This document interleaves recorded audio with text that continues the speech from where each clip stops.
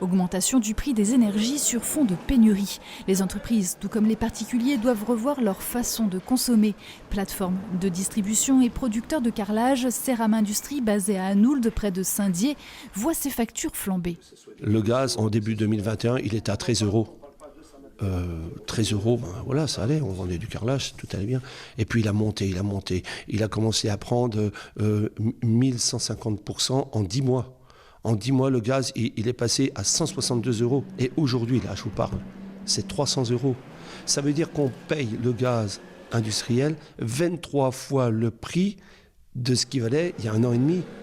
Le gaz est une composante dont le coût représentait 10% de la fabrication d'un carreau. Aujourd'hui, il atteint 50%. Le prix du carrelage a suivi la même courbe, mais pour ce chef d'entreprise, c'est le moment d'investir. Alors ça ne va pas s'améliorer, ça va empirer. Voilà. Au moins jusqu'en 2025-2026, la demande est forte parce que les pays émergents achètent le gaz dans les mêmes pays que nous. Certaines entreprises vosgiennes sont prises à la gorge face à une telle explosion des charges. Sollicitée, la Chambre de commerce et d'industrie a décidé de trouver un prestataire pour faire des achats de gaz et d'électricité groupés.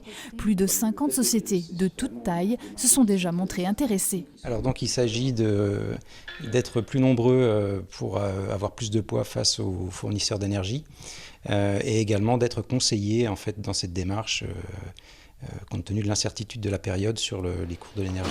Des engagements sur des contrats de plus d'1 an pourraient aussi être une solution pour réduire la facture. Reste à jouer sur l'autre levier, celui de la diminution de la consommation.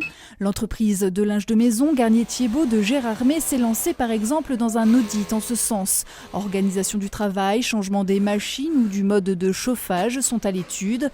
En parallèle, la CCI propose de soutenir les travaux d'isolation. La Première ministre, quant à elle, appelle à la responsabilité des entreprises et demande une baisse de 10% des besoins d'ici à cet hiver.